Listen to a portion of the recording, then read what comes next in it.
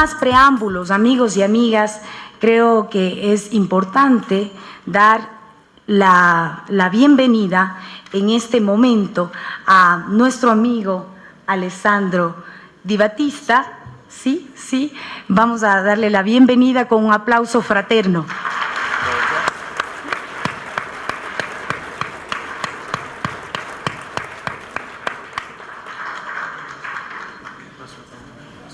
Buenos días, ¿me escuchan? Sí, buenos días a todos y a todas. Para mí verdaderamente es un honor, un grande placer estar aquí en Quito y agradezco quisiera agradecer a Alianza País por esta interesante y agradecida invitación.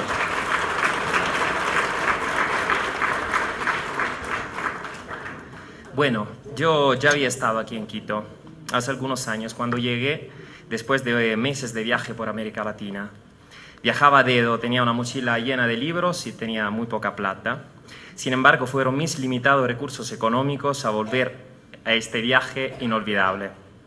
Me tocó trabajar de fantasía y también gracias a Internet encontré amigos dispuestos a compartir conmigo un plato de sopa o un sofá. Además de viajar, una de las acciones más instructivas que un ser humano puede hacer, yo estaba estudiando la política progresista latinoamericana.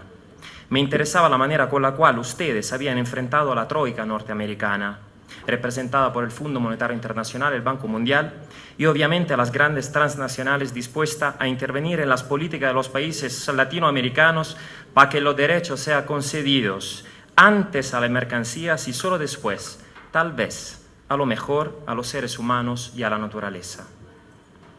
Empecé a estudiar el proceso de revolución ciudadana ecuatoriana. Conocí líderes indígenas que luchaban por la soberanía alimentaria y grupos de ciudadanos que levantaban huertas urbanas. Después de 2 años de viaje y 80.000 kilómetros de recorrido, pensé que era hora de regresar a Italia, intentar de apoyar a mi gente gracias también a todas las experiencias que yo ya había aprendido aquí en América Latina. Yo soñaba un país donde los ciudadanos se volvieran en Estado y donde para entrar en el Parlamento no fuera necesario tener millones de dólares o a lo mejor la protección de algún mafioso. Bueno, un día recibí un correo electrónico por parte del Movimiento 5 Estrellas, el movimiento político, el mío movimiento político. En el correo electrónico estaba escrito que yo podía, si quería, lanzarme a las elecciones generales del 2013. Yo no conocía a nadie dentro del Movimiento 5 Estrellas, sencillamente me había registrado a través de Internet. Lo único es que tenía los requisitos necesarios para lanzarme la candidatura. Los requisitos eran sencillos. Yo no era registrado en otros partidos políticos y no tenía antecedentes penales. En Italia no funciona así. Si uno tiene antecedentes penales es más probable que pueda entrar en el Parlamento de la República.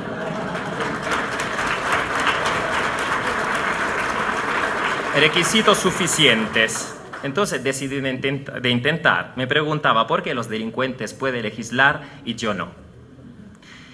Publiqué mi hoja de vida, grabé una presentación en video y escribí una declaración de intenciones políticas. Bueno, llegó el día del voto en Internet. Los más votados entraban en la lista oficial que se presentaba en las elecciones generales de la Cámara de Diputados. Yo entré y me tocó empezar mi primera campaña electoral sin experiencia y sin plata. En total, para mi campaña electoral gasté 144 euros, más o menos $180.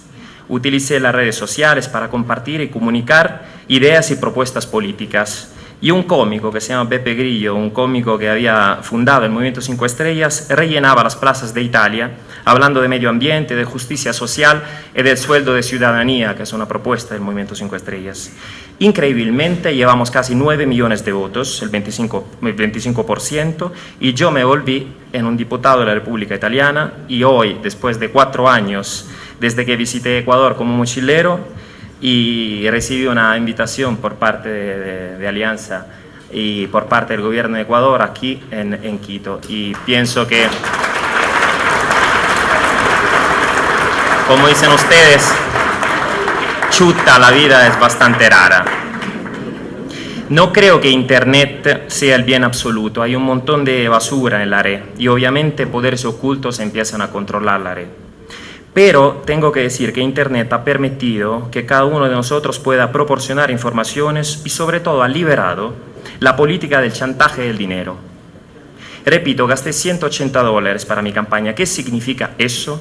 Obviamente significa que puedo equivocarme en el Parlamento, Puedo votar una ley que no tendría que votar o votar mal, pero no tengo patrones que me han dado dinero y después me piden algo a cambio.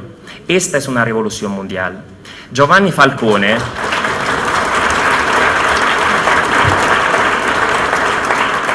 Giovanni Falcone, un juez italiano matado por la Cosa Nostra, decía: si se sigue el dinero se puede encontrar la mafia. Bueno, la mafia no es solo la mafia que ya conocimos todo. Mafia también es un parlamento compuesto por diputados esclavos de grupos de presión que han permitido sus elecciones dándole mucha plata. El Movimiento 5 Estrellas no tiene a nadie atrás, ninguna empresa transnacional, ningún grupo de presión, tampoco el crimen organizado que en mi país sigue fuerte. Tenemos solo un dueño, los ciudadanos italianos. Antes de entrar en el Parlamento yo pensaba que había obviamente políticos crueles adentro. Bueno, me equivocaba. No hay buenos diputados o diputados malos. Hay diputados libres y diputados encadenados por el dinero que han recibido antes de entrar. Y más que los criminales son propios los políticos esclavos, aunque fueran honestos, los mejores aliados del sistema injusto.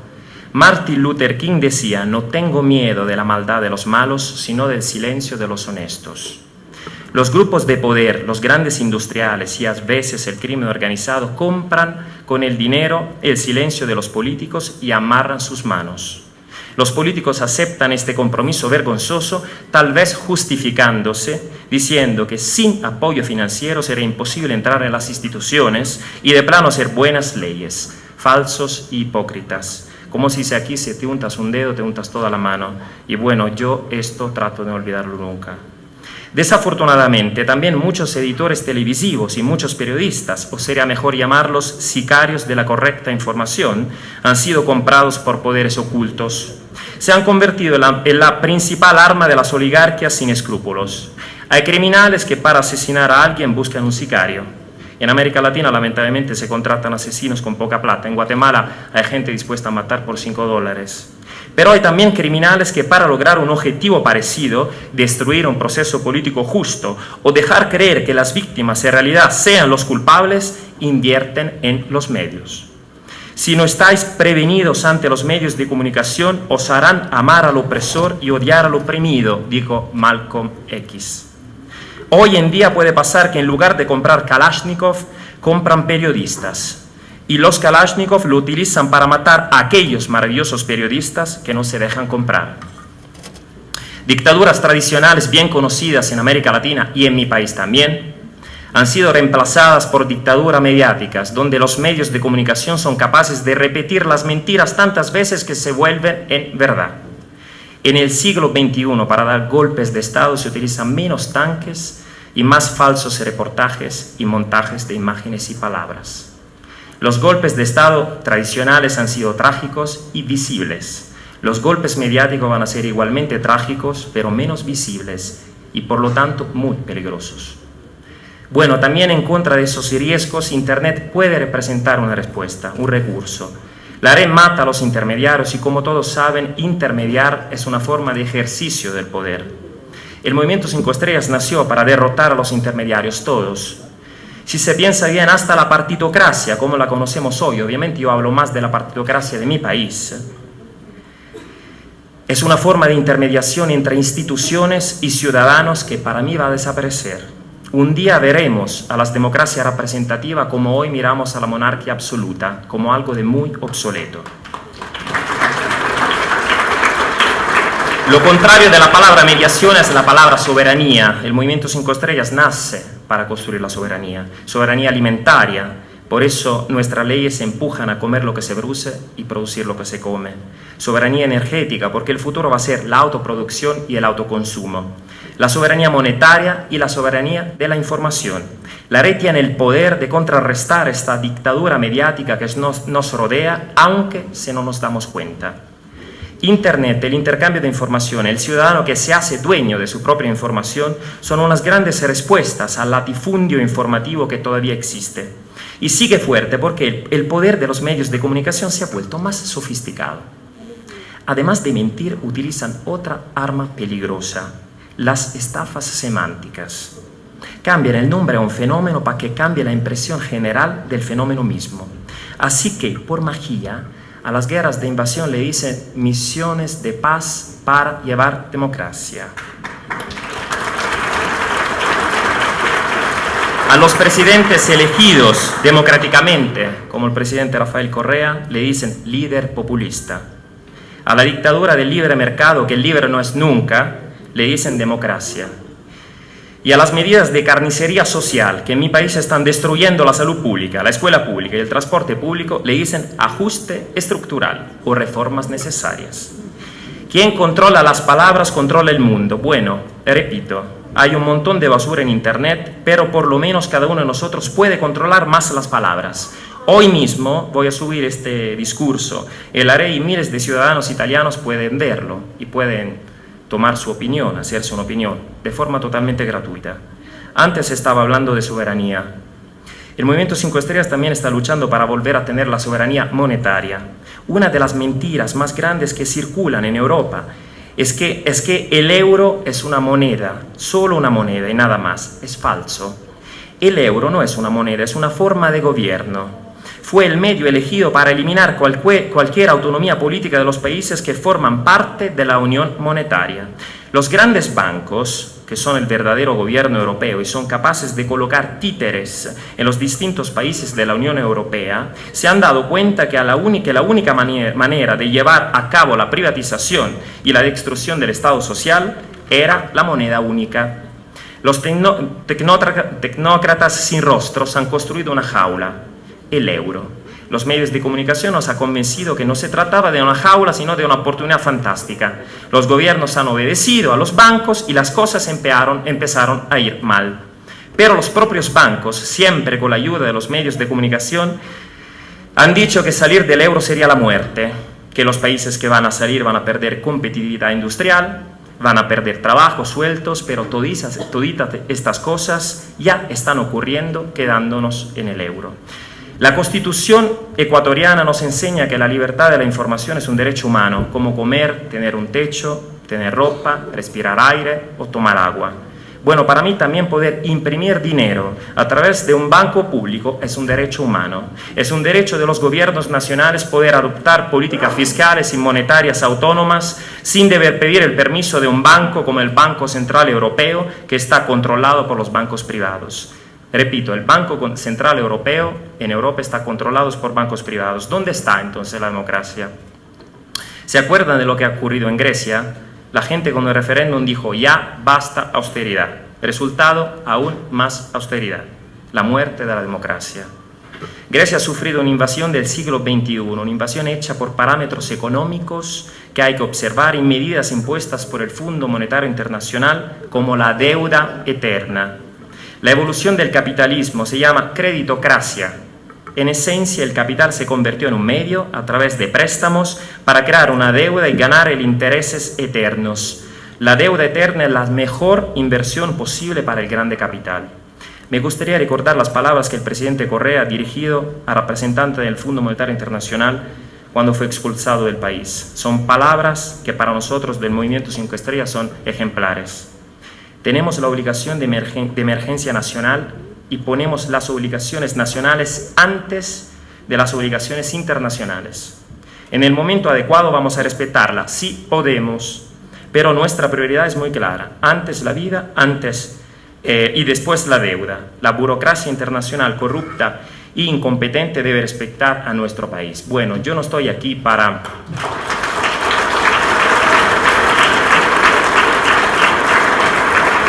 enseñar algo a alguien, lo contrario. Verdaderamente a mí América Latina me dio mucho y sencillamente comparto mi experiencia como ciudadano en las instituciones, porque ni siquiera me gusta mucho la palabra político.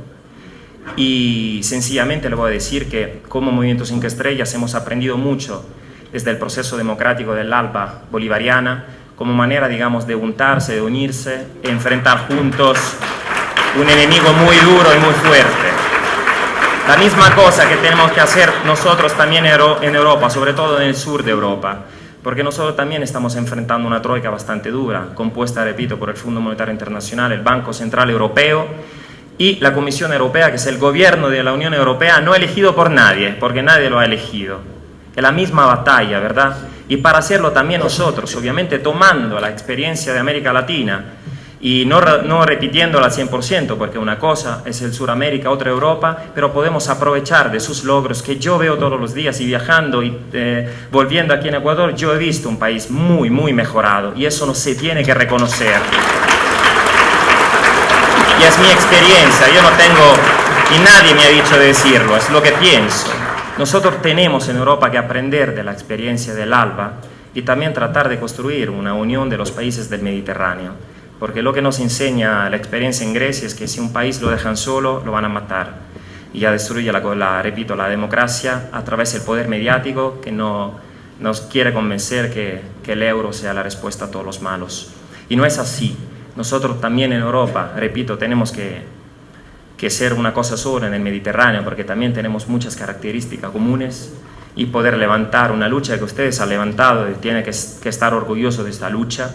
Y yo sencillamente comparto mis experiencias, aprendí mucho desde ustedes, desde Ecuador, y voy a volver nuevamente a mi país con más ganas de luchar y tratar de construir un país más justo, un país normal. Un país normal. En mi país muchas veces la fuerza de policía defienden los ladros de los ciudadanos. En lo contrario, yo sueño un país donde la fuerza de la policía defiendan los ciudadanos de los ladrones, ¿verdad? Bueno, me va a llevar todo esto. Espero que lo que hemos compartido hoy pueda ser un recurso para todos ustedes, como verdaderamente el ejemplo de Ecuador, de ese gobierno y de toda América Latina ha sido un ejemplo para mí que me va a llevar siempre en mi corazón. Gracias a ustedes y que tengan un buen día.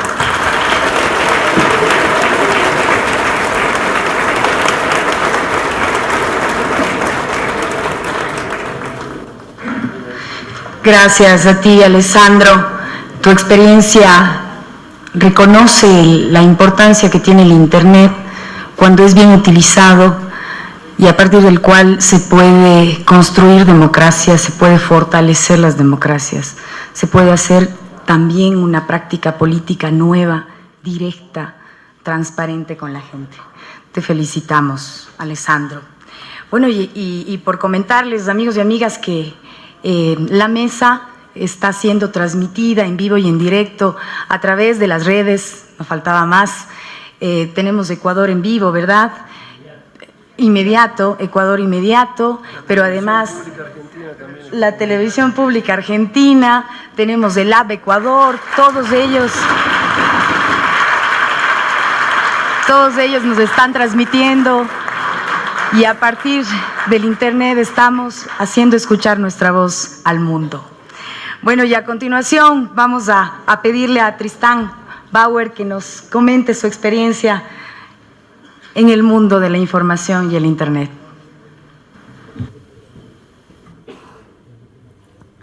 Gracias, muy buenos días a todos, a todas. Una alegría grande estar aquí una vez más en Ecuador, país hermano, país querido, país de Guayasamín, país de tantos luchadores. Y estamos recordando en estos días un acontecimiento que se produjo en la Argentina, en la ciudad que me tocó nacer, en Mar del Plata. Va a ser el 5 de noviembre, ahora en pocos días, 10 años, que allí se desarrollaba la cuarta cumbre de las Américas. Y me parece que cuando uno mira para atrás, cuando uno mira nuestra historia, encuentra ciertos mojones. Y yo estoy seguro que ese acontecimiento fue muy importante y que tenemos que volver a él para revisar la historia y para construir futuro. Allí, por un lado, participaban 34 estados independientes de América, y mientras se desarrollaba esa cumbre, con el comandante Hugo Chávez al frente, se iba desarrollando simultáneamente la contracumbre o la cumbre de los pueblos. Fue allí, en ese momento, en esa situación, donde George W. Bush sufrió una derrota muy grande al no lograr instalar su idea del ALCA, del libre comercio en nuestras Américas. A mí me tocó ir, como algunos de ustedes saben, yo vengo del cine, con una cámara filmando. Salimos en un tren, ferrocarril desde Buenos Aires, y yo iba sentado al lado de un joven revolucionario, creo que es la palabra que a él le cabe, a un joven que era en ese momento candidato a ejercer la presidencia de Bolivia. Al joven tenía a Evo Morales de un lado y a Diego Armando Maradona del otro. Y viajábamos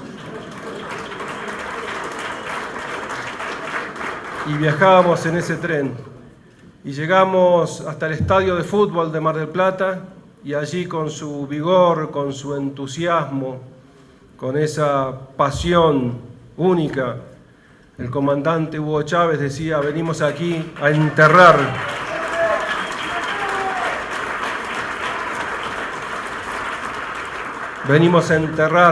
al ALCA, venimos a darle nacimiento al ALBA. Firmamos un documento, en la conclusión decía: asumimos la lucha por la distribución equitativa de la riqueza con trabajo digno y justicia social para erradicar la pobreza, el desempleo y la exclusión. Y rechazamos enérgicamente la militarización del continente por parte de los Estados Unidos de Norteamérica. 10 años atrás, y era ese el momento de aquel abrazo de seres extraordinarios, nuestro querido presidente Néstor Kirchner, el presidente Lula y el presidente Chávez, avanzando en una nueva mirada, en una nueva construcción americana. Han pasado muchas cosas durante estos 10 años. Hemos tenido, como siempre, momentos de luces, momentos de sombra, pero me parece que el avance de nuestra América ha sido contundente. En lo específico, en el campo de la comunicación, que es lo que nos atañe en esta mañana, la verdad que para la humanidad toda, la transformación que se ha dado en el campo de la comunicación, de la mano fundamentalmente de los desarrollos tecnológicos, ha sido sorprendente. Yo creo que lo que va más rápido en la sociedad humana actual es justamente esto, la comunicación. Los sistemas satelitales, las redes de fibra óptica que se están desplegando con una celeridad asombrosa en el mundo. Hoy hay más teléfonos celulares que ya no son teléfonos, sí son celulares pero ya no son teléfonos, son mucho más cosas que habitantes en el planeta. Y la generación y circulación de esa comunicación lo ha cambiado todo en estos años. En nuestra América hemos vivido procesos muy fuertes. Permítanme hablarles durante unos minutos sobre lo que aconteció en la Argentina. Nosotros, a pesar de vivir 30 años en democracia, todavía seguíamos rigiéndonos por la ley de la dictadura militar. Aquella ley que había firmado con su mano de sangre el genocidio de Videla era la que mandaba en la República Argentina. 30 años de democracia, distintos gobiernos no habían logrado cambiar esa ley. En el año 2009, el 10 de octubre del 2009, el Parlamento argentino sanciona una nueva ley, una ley que va a atacar el concepto monopólico. ¿Qué es lo que había ocurrido? Esa ley de la dictadura que había puesto todos los medios al servicio de esa cultura de la muerte desarrollada por los genocidios, había sido tomada por los grupos empresarios monopólicos y se habían adueñado de todo como lo había hecho la dictadura en su momento. Pues bien, con mucho esfuerzo y con movilización popular se sancionó la Ley de Servicios de Comunicación Audiovisual. Fue un acto de una valentía extraordinaria, de un coraje extraordinario de nuestra presidenta.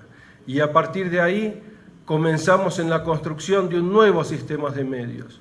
Los medios públicos que estaban destruidos, como en general estaban destruidos los medios públicos de toda nuestra América, se fortalecieron. y de las manos de los cambios tecnológicos, de la digitalización de la televisión, se avanzó en el poder y en la llegada de estos nuevos medios públicos, tanto las radios como los nuevos canales de televisión. En el sector universitario se comenzaron a crear nuevos canales, el nacimiento de canales para nuestros niños. Cuando uno mira América Latina, todos nuestros niños, porque nosotros estamos siempre muy preocupados fundamentalmente con la prensa, con el periodismo, pero tenemos que tener en cuenta que en nuestra América, durante años y años, todos nuestros niños se forman viendo 7 canales infantiles, que llegan los 7, que están diseñados, producidos, escritos, los 7 en los Estados Unidos de Norteamérica. Señales como Disney y toda la cadena de distribución es la que forma a nuestra niñez. Por eso el nacimiento de canales como Encuentro, de canales como Paca Paca para nuestros niños fue realmente absolutamente transformador y necesario.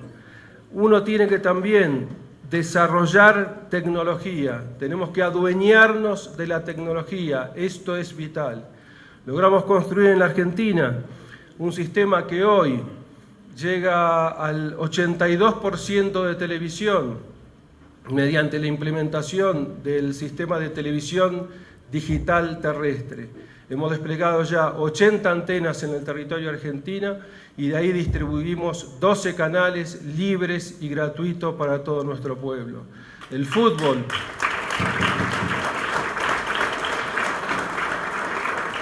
El fútbol, por ejemplo, que antes alguien tenía que pagar un sistema para poder verlo y solamente podía ver libre y gratuito los días domingos los partidos, ahora es un espectáculo, el Mundial o los partidos de los campeonatos locales que llegan de verdad a todo nuestro pueblo. Y al resto de la población llegamos por el sistema satelital, es decir, que hoy en la Argentina, por el sistema de televisión digital terrestre con las 80 antenas o con el sistema satelital, la totalidad de la población puede ver televisión libre y gratuita. Y con una novedad, el neoliberalismo había dejado a nuestro país en una situación calamitosa. Como ustedes saben, cada país tiene asignadas sus órbitas satelitales. Si el país no utiliza esas órbitas satelitales, las pierde y los países poderosos son los que las toman. La Argentina, después de las crisis del 2001, no había desarrollado ningún plan satelital y estábamos a punto de perder nuestras órbitas. Y nada más ni nada menos que el Reino Unido de Gran Bretaña era el que se iba a quedar, el que se iba a apoderar de una de esas órbitas. Con una asombrosa audacia, el presidente Néstor Kirchner decidió no solamente ocupar esos espacios satelitales, sino después de realizar proyectos chinos, franceses, americanos y rusos, desarrollar satélites nacionales. Y en una fábrica en la Patagonia Argentina, científicos y técnicos argentinos se pusieron a trabajar en el diseño y en la construcción de un satélite de comunicación. Dentro de 3 horas, la Argentina va a alargar su segundo satélite. Ya tenemos el primer satélite argentino de comunicación orbitando y todas las transmisiones de nuestra televisión, de la televisión pública, de la radio, muchos servicios de internet y muchos del sector privado argentino ya se están desarrollando desde ese satélite que tiene una pisada muy fuerte en Sudamérica. Y dentro de 3 horas largamos el segundo satélite y tendremos la pisada no solamente en Sudamérica, sino también en los Estados Unidos. Esto demuestra que se puede. Nuestro presidente Kirchner nos hablaba siempre de la autoestima, trabajar la autoestima. Siempre nos dicen que no se puede, pero cuando armamos equipos de trabajo y nos ponemos a trabajar, podemos avanzar con estos desarrollos. Para nosotros la comunicación es un derecho humano, la comunicación es un derecho humano, y nuestra producción, y fundamentalmente la producción audiovisual, y ahora ustedes saben que los mayores desarrollos que se están haciendo para estos dispositivos tienen que ver con la comunicación audiovisual, con el transporte, generación y transporte de pequeños videos y mensajes de audio. La comunicación audiovisual crea sentido, y crear sentido quiere decir crear cultura. Crear sentido quiere decir crear cultura. Nosotros, los que venimos desde hace muchos años desarrollando cine, televisión, venimos desarrollando el lenguaje audiovisual, tenemos también un momento que es un mojón que es el nacimiento del nuevo cine latinoamericano. Cuando allí en Chile, en Viña del Mar, se encuentran cineastas que no se conocían, no eran los tiempos de Internet, eran los tiempos de las copias cinematográficas, cuando no sabían los cubanos lo que se estaba haciendo en Brasil, no sabían los argentinos lo que se hacían en Bolivia, no sabían los chilenos lo que se hacía en Venezuela. Y allí hubo un momento de nuestra historia donde nuestros cineastas, Miguel Litín, Jorge Sanginés, Tomás Gutiérrez Alea en Cuba, el Cinema Nuevo del Brasil, se encontraron y ellos mismos descubrieron que estaban generando una imagen, un discurso audiovisual que en su lenguaje era diverso, pero que se asemejaba, que era parecido y que tenía una misma raíz cultural. Yo creo que nosotros somos hijos de esas raíces culturales, así como políticamente, históricamente somos hijos de Bolívar, de San Martín, de todos nuestros libertadores, José Martí, como nosotros los que estamos en esta sala somos hijos de la Revolución Cubana, de aquel encuentro de Fidel y el Che en México, de Salvador Allende, somos hijos de todos nuestros muertos durante los terribles años de la dictadura. También somos hijos de este momento que ha florecido con presidentes como Correa, como Evo Morales, como Néstor Kirchner, como Lula, como Chávez y tantos otros luchadores, diputados, senadores que nos hablan de una nueva América. Nosotros no podemos quedar afuera de la comunicación. Tenemos que tener una participación activa y sepámoslo, no hay ni pequeño ni grande. La voz de una mujer en la Plaza de Mayo, en los años terribles, con un megáfono y diciendo su verdad, Eve de Bonafini, las madres y las abuelas de Plaza de Mayo, ese megáfono, esa sola voz en una plaza significó después una explosión que irradió en el mundo entero. Y vos, Alessandro, como italiano lo sabés muy bien, porque si de algún lugar tuvieron apoyo nuestras madres fue allí en tu país. No hay ni pequeño ni grande, revistas como esta que están haciendo un grupo de compañeros, una revista, el papel escrito, puede tener la misma potencia que la transmisión de un programa de Telesur para toda la región. Y lo que sí tenemos que estar comprometidos a ser militantes de esta comunicación. Hace poco tiempo,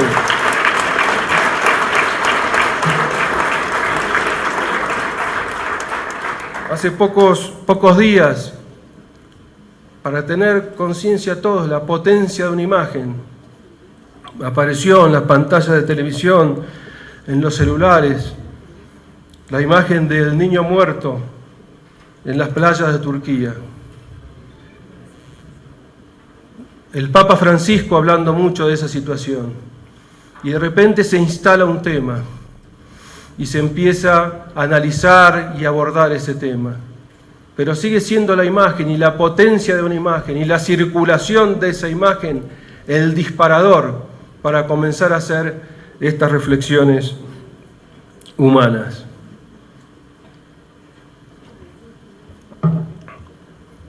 Otra de las cuestiones importantes en la Argentina y que se ha dado también en varios países de América Latina es incorporar a todos nuestros niños en la participación activa de todos estos tipos de dispositivos. En un plan de educación en nuestro país, y se ha hecho en muchos países de América, estos presidentes lo han hecho, se han distribuido computadoras. Y esos niños que estaban en las escuelas rancho, que estaban, se los decía, fuera del sistema, hoy están vinculados al mundo. Y hoy un dispositivo de esto es una cámara fotográfica, es una filmadora, es un sistema de edición audiovisual y es un sistema de transmisión también. Es fundamental incorporar a todos nuestros pueblos, sobre todo a nuestros estudiantes, a este nuevo modelo de comunicación mundial. Me parece que es una de las claves fundamentales, decisivas. Nuevas leyes, fortalecimiento de los medios públicos de cada uno de nuestros países frente al avance arrollador de los grupos monopólicos privados, generalmente de la mano de los Estados Unidos, como vemos los ataques al compañero Maduro, a Dilma, al compañero Evo, a la compañera Cristina, feroces. Así como antes utilizaban, acá el amigo italiano hablaba de las Kalashnikov, los tanques de guerra, los golpes militares, ahora llegan con toda esta parafernalia mediática. Responder cada día como tarea cotidiana. Yo creo que el que vio con mayor claridad todo esto, no lo pensaba decir, pero ya que hay un hermano italiano aquí, lo voy a decir. Y el que lo vio es sorprendente cuando uno lo estudia, porque en la cárcel, en soledad, y cuando todos estos fenómenos eran muy incipientes, Antonio Gramsci define con mucha claridad lo que es la hegemonía de los medios, cómo se pueden avanzar los ejércitos de Napoleón, porque primero avanzó la Revolución Francesa con sus libros. Creo que hay que volver a Gramsci, releerlo, comprenderlo y avanzar en toda esta nueva construcción. No dejarnos apabullados por la velocidad del desarrollo tecnológico, sino desde nuestras democracias, desde el fortalecimiento del Estado, adueñarnos de esas tecnologías y generar ideas, pensamiento y acción. Yo creo que este es el mejor homenaje que podemos hacer a nuestros mayores, a los que soñaron una América Latina unida. Me parece que ese poema de Martí, creemos en el mejoramiento humano, porque en este momento ya no es solamente la región. En este momento el dilema es de la humanidad toda. Lo dijo Francisco el otro día, vivimos una tercera guerra mundial fragmentada. No es la que conocimos como el modelo de la primera, de la segunda, pero es una tercera guerra mundial fragmentada. Y en ese sentido, creo que la unidad de nuestros pueblos, creo que la participación militante y creo que actuar con inteligencia, con creatividad en todo este nuevo mundo de Internet, donde palabras que hasta hace 4 o 5 años no existían, hoy ya nos suenan a viejas y aparecen el WhatsApp, el Facebook y así una dinámica permanente. Bueno, estar a la altura de esa dinámica, estar a la altura como creadores dentro de esa dinámica y, como decía Atahualpa Yupanqui, en nosotros nuestros muertos para que nadie quede atrás, en la memoria de todos nuestros muertos, de todos nuestros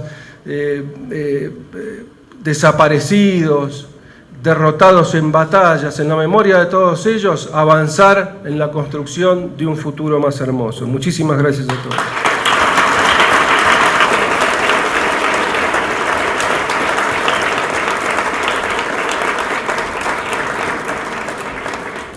Tristán, muchas gracias por contarnos desde tu experiencia cuáles son los desafíos también para nuestra América Latina y para la humanidad entera. Sin duda alguna, desde los medios, desde el Internet, se puede consolidar una patria grande, pero así también podemos estar frente a la hegemonía de esos mismos medios que pueden destruir o que intentarían destruir nuestros sueños. pues aquí nos vemos juntos y este ambiente que se siente en esta mesa de diálogo es un ambiente muy interesante. Tenemos, digamos, la presencia de varios compañeros y compañeras que nos están visitando de la Patria Grande. Gracias por estar aquí, gracias por unir esos esfuerzos de llevar adelante una patria unida, una patria que realmente pueda proponer al mundo un cambio civilizatorio. Y ahora vamos a dar paso a nuestro amigo, compañero, camarada, Julian Assange, que esperamos que ya esté con el audio y le damos una cordial bienvenida. All right. Okay. I understand that we're running somewhat late, about an hour, I think. So I'm not sure how long I have to speak. Is it 15 minutes still? Yes? Okay. So I'm very interested to hear what the other two speakers had to say, because there is a convergence of thought that I see happening with my own thoughts and these two speakers and others I've met recently. But I want to point out some very recent events and use that as a mechanism to try and understand something very desarrollar un important. mecanismo para On Monday, el lunes the sitting UK general threatened un general del Reino Unido in en this el Reino country. Unido Military amenazó con un golpe militar. the newly Si es elected que opposition leader, un líder de oposición recientemente electo, center-left opposition leader, un líder de izquierda, personally the most left-wing personalmente un opposition leader líder that this country más has seen de in izquierda maybe 30 que este years, país ha visto en 30 años, was to enter into government. fuese a The ingresar al gobierno. statement was Y la declaración fue que should he attempt si él to remove, intenta, as he has said, the United Kingdom from NATO or diminish its role, or to remove the UK's nuclear weapons system, reactivar las armas nucleares de Inglaterra, and there would be effective mutiny in the UK. That statement esa declaración in the British press en la prensa has gone inglesa largely unchecked. ha ido sin ninguna It should be a matter of refutación extreme concern. y debería ser causa de grave preocupación. UK Ministry of Defence El Ministerio de Defensa del Reino Unido, a su nombre, dijo que decidió no investigar. ¿Qué general? Lo dijo, porque hay como 100, en base a que no podía definir cuál general no había emitido esa declaración.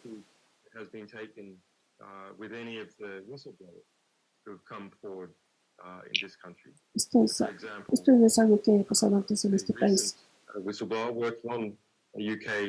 En el Reino Unido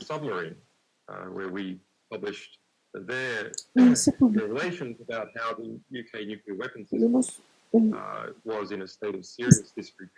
el sistema nuclear del Reino Unido estaba en muy malas condiciones y se cuestionaba por qué. Coincidencialmente, hoy, el aniversario del golpe policial contra el presidente Correa. Así que vemos que los golpes, los intentos de golpe son más un tema de lo que hace un político en vez de dónde proviene, en vez del país de origen.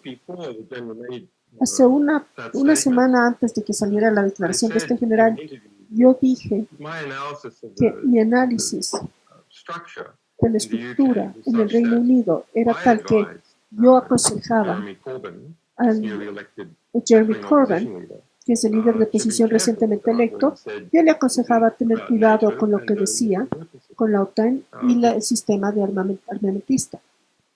El ataque del mediático a este líder de oposición Esto podría ser en Latinoamérica también, porque su esposa es mexicana y ha estado en la mayoría de países. Lo apoyaron a él en el Parlamento y a Ecuador en el Parlamento. Este ataque como líder de oposición del Reino Unido, él ya fue electo con una gran mayoría del Partido de Trabajadores. El mayor apoyo desde la Segunda Guerra Mundial con un 42%, representando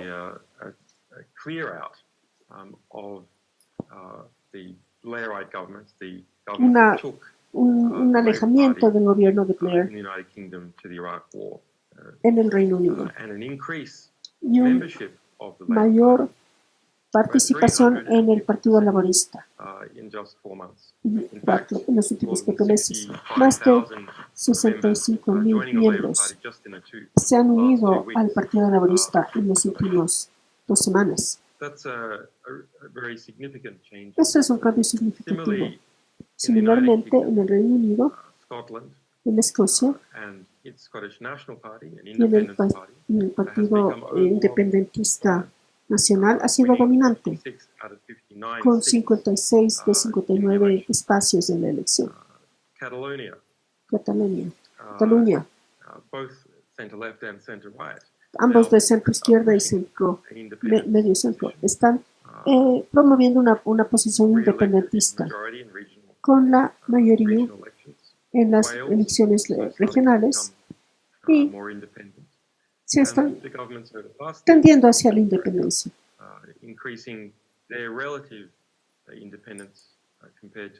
Y son relativamente más separatistas que el resto del mundo. Así que, ¿qué está pasando? Bueno, hay 3 factores, 2 factores. El debilitamiento de los actores mediáticos tradicionales y el intento de circunvalar estos medios y la facilitación de interacción económica y social que circunvalan a los grupos tradicionales. Así que si se ve a la relación de Escocia con el resto del mundo y con el continente europeo, Inglaterra ha formado una salida a la interacción de Escocia con el mundo, un marco.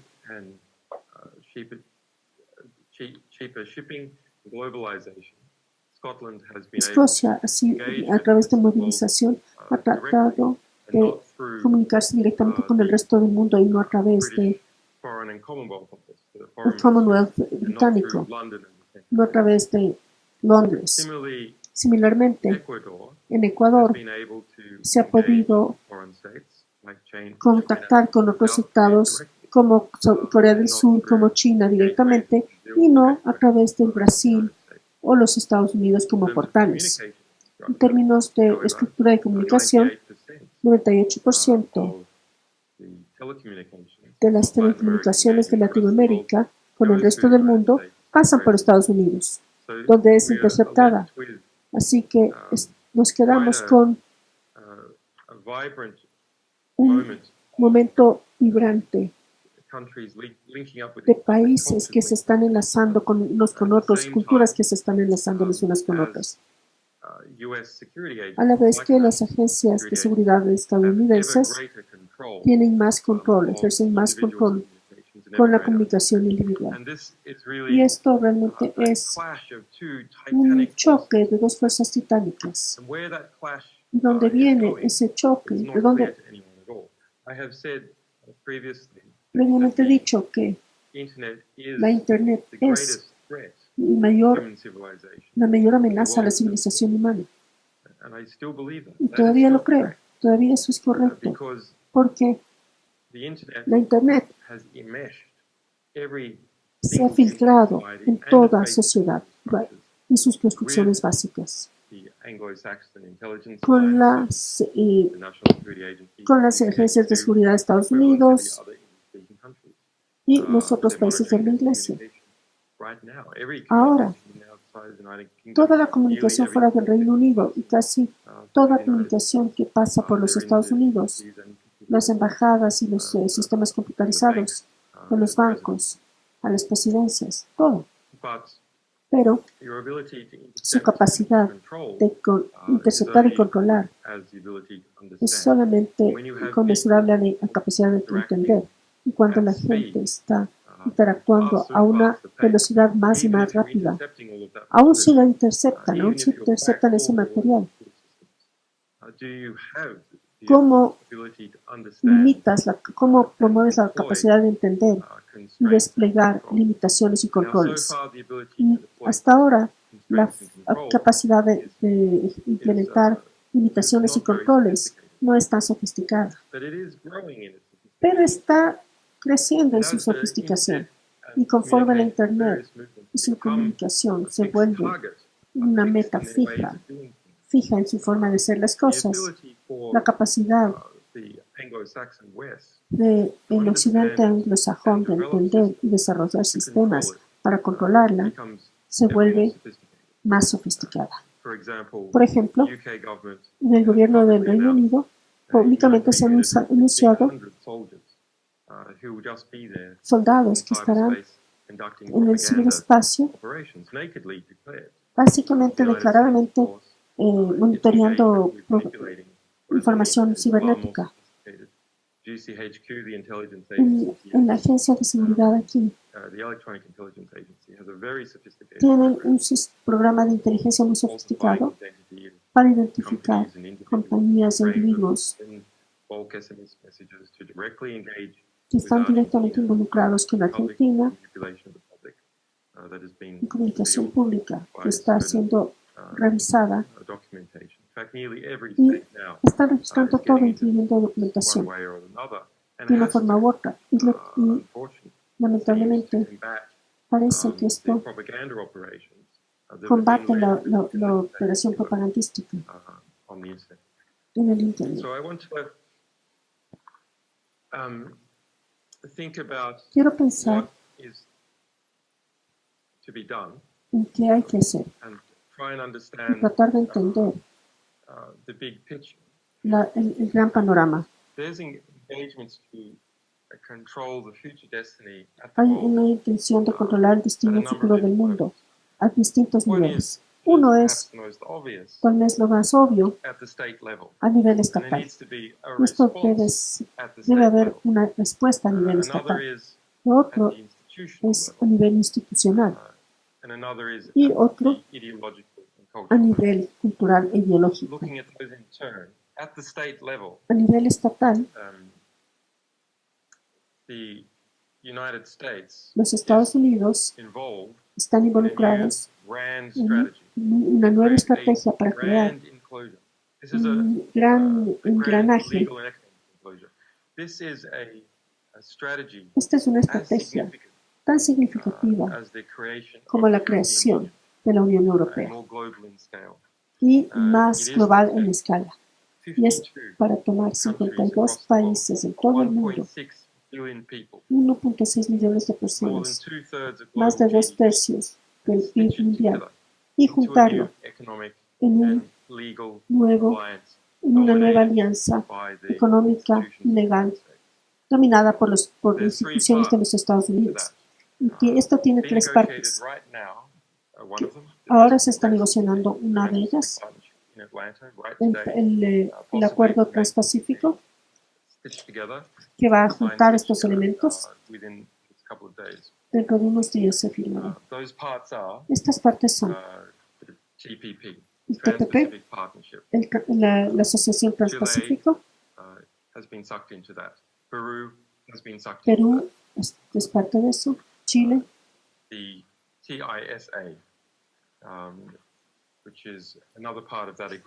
otra parte de ese acuerdo es el TIS, incluyendo Colombia, Costa Rica, México, Panamá y Perú.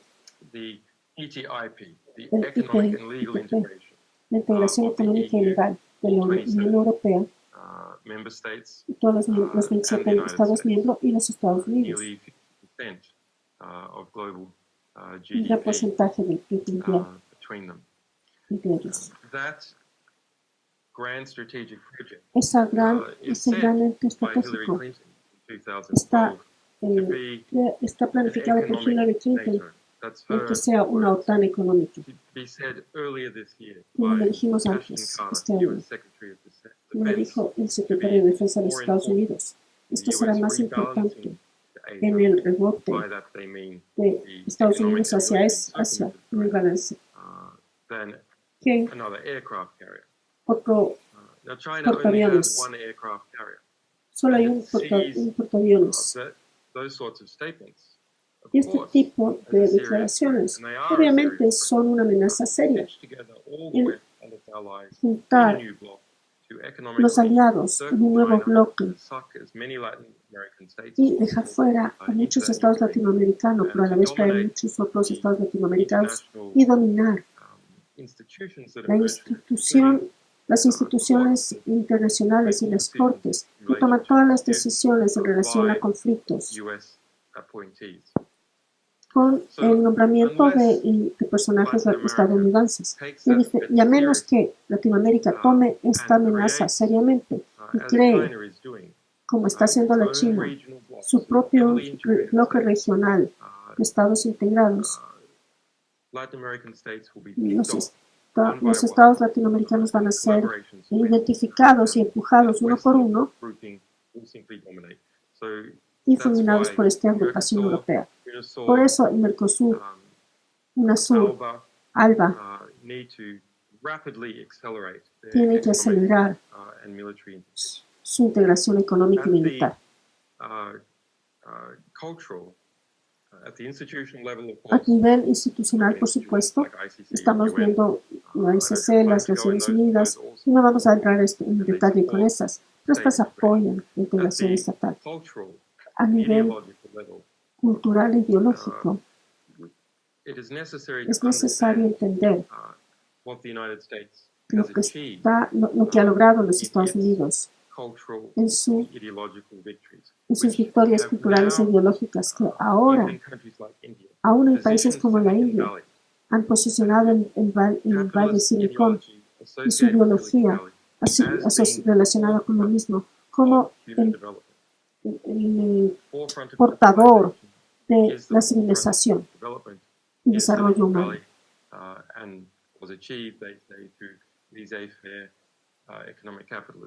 Y han avanzado las ideas del capitalismo. Eso simplemente no es verdad.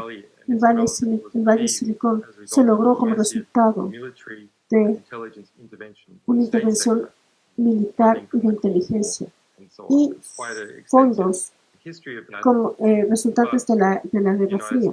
Pero en los Estados Unidos insisten en que otros países no deberían participar en programas similares de educación y financiamiento para que los frutos del Valle de Silicón. La idea es decir que son un fruto de la liberalización, pero eso no es verdad. Son un resultado de las estructuras ideológicas que se han desarrollado por cientos de financistas estatales, ONGs, la Fundación Ford, Carnegie. Estas ONGs están conectadas con el desarrollo ideológico del capitalismo estadounidense. Los Estados Unidos, a través de otras instituciones similarmente, conforme he documentado, como he documentado en mi último libro, cientos de ONGs en Latinoamérica, aún en el Reino Unido, promueven esta visión ideológica. No hay un control ideológico sobre estas creencias a través de financiamiento de la izquierda en Latinoamérica. Si esta visión quiere sobrevivir, se tiene que financiar institutos de investigación y universidades para desarrollar la única visión ideológica. La mayoría de la gente ve la tecnología como algo que nos sirve. Avances médicos y económicos se han posicionado como algo que los sirve a sus familias y a sus instituciones directamente. A menos que los gobiernos de izquierda en Latinoamérica y en otros lados puedan presentar una visión tecnológica del mundo que puedan aceptar y que beneficiaría a la sociedad.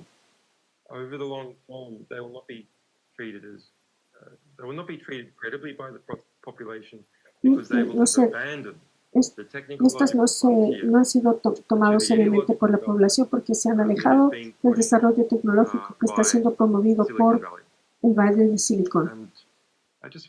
Y solo quiero dejarlos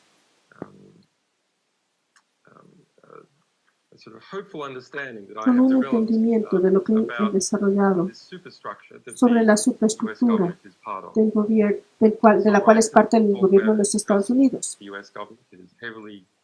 gobierno de Estados Unidos está muy conectado con el sector privado y otros gobiernos anglosajones, pero y las varias agencias de inteligencia, pero no es todopoderoso. Si ustedes ven el conflicto que se ha dado con Ecuador y los Estados Unidos, aún en mi situación personal, sí, hay cientos de policías alrededor de esta embajada y el Reino Unido ha admitido gastar más de 2 millones de libras en la vigilancia de mi persona en la embajada en los últimos 3 años. Pero a pesar de eso, desde esta embajada, protegido por Ecuador, he podido enfrentarme con la Agencia Nacional de Seguridad de los Estados Unidos a fin de garantizar el asilo de Edward Snowden, sacarlo de Hong Kong para un lugar seguro durante la batalla de extradición y ganamos. Igualmente, en cuanto a una pletora de publicaciones,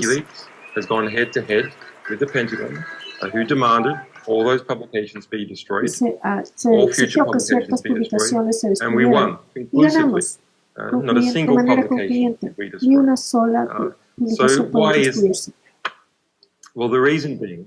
¿Y por qué fue eso? Porque los secretos generan incompetencia. Las agencias de inteligencia en general, no importa qué tan grandes sean, no importa qué tan grande sea su presupuesto, son profundamente incompetentes y son profundamente incompetentes por una sola razón económica. In order for there to be an effective market, there needs to be information. A perfect market corresponds, even in classical economics, to there being a perfect supply of information. And intelligence agencies conceal their activities. When they do something wrong, it's concealed. The various supporters that they might have within the government and with outside can't see precisely what it is that you're doing. As a result, the incompetent flourish. That's one of the very interesting reasons why the propaganda sector within the West is so competent. The various mainstream media institutions are very efficient at achieving propaganda victories and controlling the frame of debate and the lens of debate and engaging in character assassination and so on. They are extremely efficient in terms of the amount of money spent. Why is that? Well, because their basic product is itself information and it is completely public. So various supporters from one country and another in the ruling classes of those countries can determine which media institution they are to support or not support. It is almost a perfect market. So it's I think it's interesting to look at that lesson of extremely sophisticated de estos sistemas de inteligencia extremadamente sofisticados y su increíble incompetencia, porque hay un presupuesto mucho más elevado, pero que no tiene información disponible para la clase reinante, así que por ende no logran tener el mismo tipo de victorias que el sistema de propaganda tiene.